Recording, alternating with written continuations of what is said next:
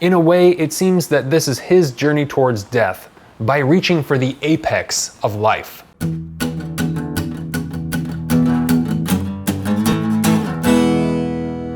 than food, man.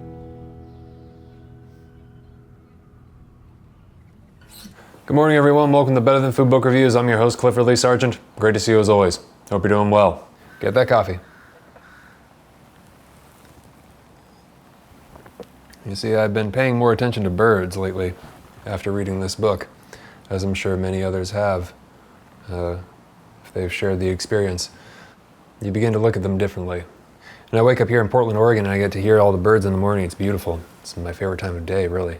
Today is J.A. Baker's The Peregrine, a New York Review Books copy. Beautiful. I'm partially sponsored by them. They send me free books sometimes. However, I picked this one up myself. I had heard about this years ago from Werner Herzog. It was on his list of top books, or his assigned reading list for his film students, along with Virgil's Georgics, which I reviewed several years back. I don't know how good though, but anyways. So I forgot about it for a while, just recently remembered it, and this is one of the greatest books I've ever read. Top 10 for sure, maybe top 5. It is impossibly good. I fucking loved this book.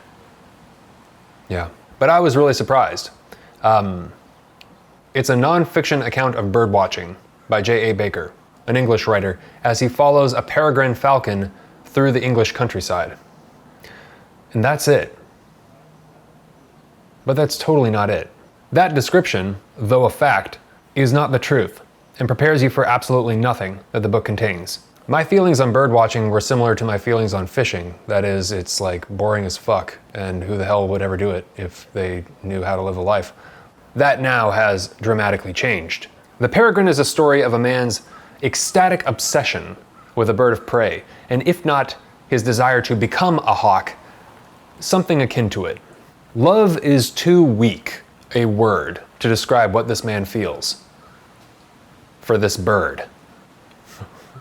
And for this man, truly, the bird is the word. I had to. It was published in 1967, but it may as well have been tomorrow, you know, or today. It has, I mean, nature is timeless, like my wife said. You're setting yourself up for longevity and your work outlasting you, that's for sure. It's in the form of a diary, which goes from October, I think, to April.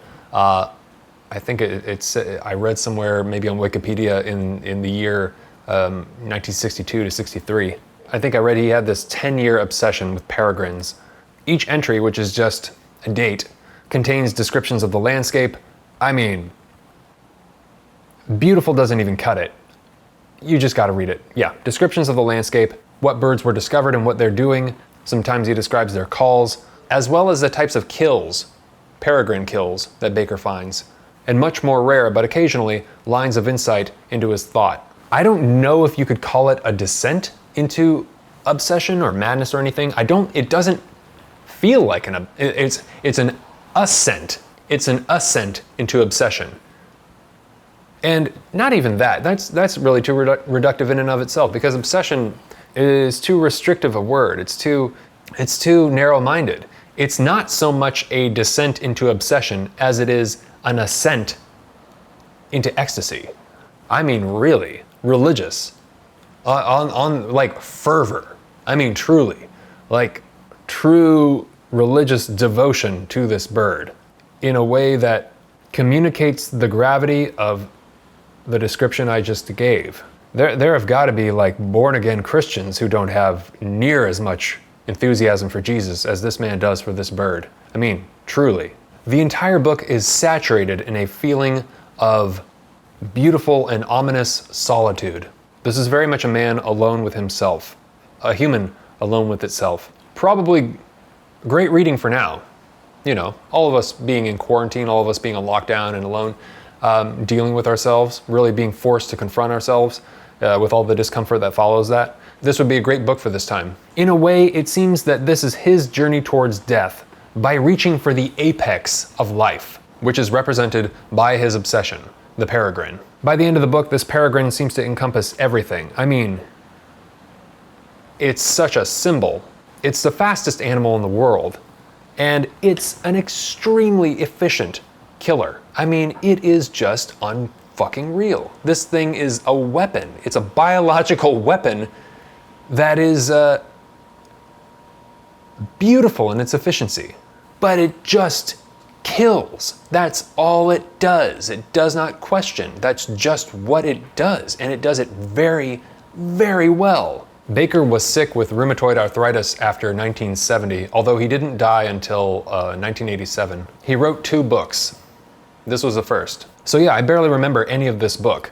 And I'll tell you why. I'll try and describe it to you. When you read the Peregrine, it's as though you're running through a stunning, beautiful landscape. Maybe flying would be the better term here, considering the subject matter. Like you're flying very fast through the English countryside. I mean, this thing picks up and it just fucking shoots off like a bullet. You're in the sky, you're on the ground, you're in the bushes, you're in the trees, you're all over the fucking place. Filled with foliage, you know, intricate and rotting and complex and rushing past you, just gorgeous.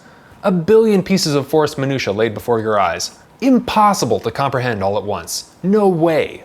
Unbelievably enjoyable to experience, but fucking difficult to remember. Same with fireworks or drugs or dreams. That's what the Peregrine was like, for me at least. It was crazy. I mean, it was a serious trip. It's just a list of all these things. You can really get lost in there. It was like drinking a fantastically delicious wine without really stopping to savor the flavor. I just poured through it because it tasted fabulous, you know, I just drank the shit out of that bottle of wine. This is one of those, oh, I didn't know you could do that books. One of those life before and life after books. The ones that you measure your life by. When I was this age, I read the Peregrine, and shit changed forever. It might not change you necessarily, but it will enrich you in a way that is like, I mean, it's, yeah. So when I heard Herzog recommend this, I thought several things. One, it's going to be profound in some way. It will have some statement on life, death, and existence. It will make you feel the gravity of pain and living and desire and obsession and so on. Check and check. Yes. However, I was not aware in any way of the visceral physicality of the book attacking you while you read it. What I mean is you are engulfed in the drama and excitement of the landscape and its inhabitants immediately. It's not dissimilar from some of the other fast-paced novels I've discussed in that sense. Fear and Loathing, for example. Stay with me here. Extremely different book, but the speed and the color, the texture, the weight with which it hits you like a fucking literary locomotive. It's crazy. You can't breathe. You're too busy free-falling from the sky with a falcon that's snapping necks and ripping flesh left and right. This isn't an animal that needs meaning. It isn't an animal that questions its own actions. It's not like humans, even though this man seeks to be like it. I can see why. It doesn't need anything, it just needs food. It is an astounding portrait of a beautiful creature that is entirely and unapologetically in its own element, without neurosis and without insecurity. Totally unabashed, elegant, dignified, merciless, and magnificent. It needs nobody else. This, it seems, is what Baker wants to be. A creature with that kind of relationship to the world in which it lives. This book is an example of someone being able to accurately, not only accurately, but brilliantly, communicate their obsession to an audience that otherwise has no conception of the fury with which it holds him. If we were only able to convey human passion for a very, very specific subject, like J.A. Baker, Jesus Christ, chess would suddenly be better than sex. I mean, you can't fake this shit. He is absolutely enthralled, totally engaged in his activity. And his enthusiasm, not only enthusiasm, but the gravity within, is, thank God, contagious. It's not only contagious, it's completely inescapable. You are drawn into this world in a manner that transforms everything into a story of relentless, ecstatic striving for life through killing. In the bird's case, that is. It just keeps going. Shooting down from the sky and snapping the necks of birds and then stripping off their flesh and leaving just like the heads and the wings. That's what Baker finds everywhere. Just these heads and wings. You are drawn into this world in a manner that transforms everything into a relentless, ecstatic striving for life. A normally boring activity suddenly becomes the most interesting thing on earth. If that doesn't make literature powerful, I don't know what does. It's fucking magic, kids. Like, it's beyond human understanding. Baker was tapping into something wholly pagan, right? And authentically. There are so few moments where I've experienced something like ecstasy. And there are so few ways, it seems, to effectively, authentically communicate it without resorting to platitudes. Authenticity is crucial, or it falls flat and becomes pretentious. But just because something is pretentious doesn't mean that there wasn't an authentic intensity or passion lying behind that pretension. No, I think it's a failure of language, of the vessel, and the context in which it's presented. If that fails, if the vehicle in which it's being delivered fails, great ideas become mediocre and dull. Hence the unbelievable, crucial importance of form. And Baker discovered one hell of a form. Let's read some, shall we? This is a famous part of the book. The hawk flew to a dead tree and slept. At dusk he flew east towards his roosting place. Wherever he goes this winter, I will follow him. I will share the fear and the exaltation and the boredom of the hunting life. I will follow him till my predatory human shape no longer darkens and tear the shaken kaleidoscope of color that stains the deep fovea of his brilliant eye. My pagan head shall sink into the winter land, and there be purified. In other parts of the book, he discusses how animals are terrified, truly terrified of humans. And I think he says something like, we stink of death or something. I'm paraphrasing, but we can't get rid of it. Even in their dying moments, animals will still try and run from humans because they're so terrified. He's seeking to create a relationship with this Peregrine so it's not terrified of him anymore. So he becomes something like it. It's so beautiful and so tragic, but not really. It's more like ecstatic. It's like, even if this guy's life among humans was filled with pain, I don't really know, but you just kind of, at least I have kind of this happiness that he found something in life that was of that caliber. Nobody finds stuff like that. Nobody finds something to be that ecstatic over. Nobody gets that wrapped up in something. Or if they do, they're unable or refuse to try to communicate it to the level which he has. It's unbelievable. It's perfect. It's an excellent book. It's one of the greatest things I've ever read. Everything unnecessary is omitted. We know nothing about the protagonist. All you need to know is what you're told. He is watching a bird and seeks to become that bird.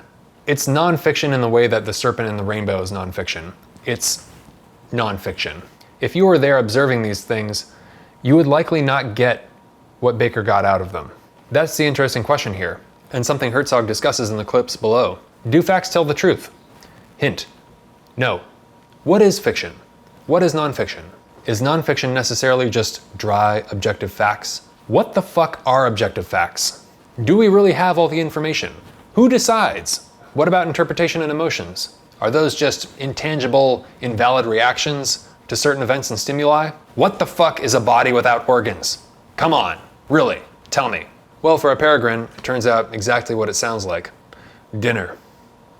I don't mean to sound like a bratty 15-year-old who just got out of his Philosophy 101 class, but really, these questions are raised in the book, or in the idea of the book, and personally I think they're valid and worth our consideration. Also, there's this talk with Werner Herzog at Stanford that's on YouTube, and I'll link to it in the box below, but I got a lot of ideas for this review from that.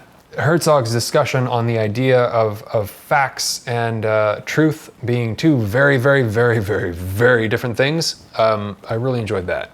That was extremely compelling, and this book is a good example of that. So, Better Than Food. You don't ever need to eat again. Just get this book, Better Than Food. So you should read it. Well, if you enjoy dark stories of man and nature, Equus, Georgics by Virgil. That's not so dark, I don't think. It's mostly about farming, if I remember correctly. But Heart of Darkness by Joseph Conrad, Blood Meridian by Cormac McCarthy. I think fans of Blood Meridian will really enjoy this book. Films like Herzog's early stuff and the original Wicker Man with Christopher Lee. If you like any of that stuff I mentioned, get this, read it immediately.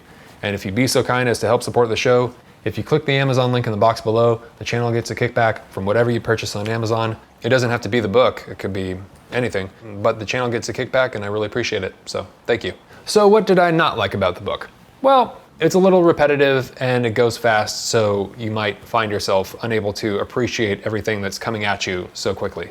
If you initially just hate the metaphor, if you're really not into it from the get-go, then you might want to skip it because honestly, the first 5 pages, that's the rest of the book, you know. It's like how many different ways can you describe these beautiful things, and like consistently you're kind of impressed even if it's repetitive and sort of like you're like, oh wow, yeah, like we've heard this like 50 times, but man, it's pretty good. I would go back to the wine metaphor. I would kind of savor this one. I would not read this super fast. I would let this soak in. Cool? Cool.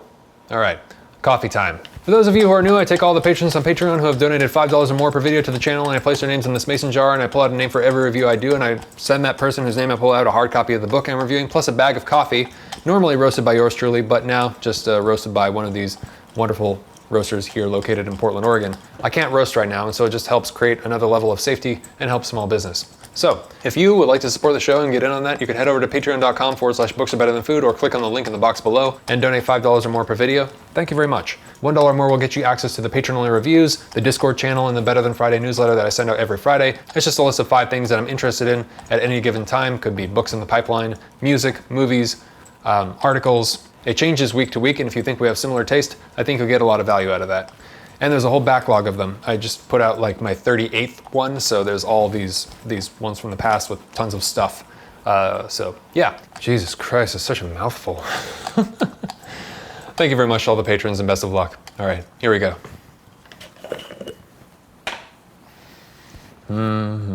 So beautiful here in Portland. Wesley H. Thank you so much, Wesley. Really appreciate it. You're going to receive The Peregrine by J.A. Baker, plus some delicious coffee. All right. Please subscribe if you haven't already. Please hit the thumbs up if you enjoyed this. It helps the algorithm do things. And please always remember to bring a book wherever you go.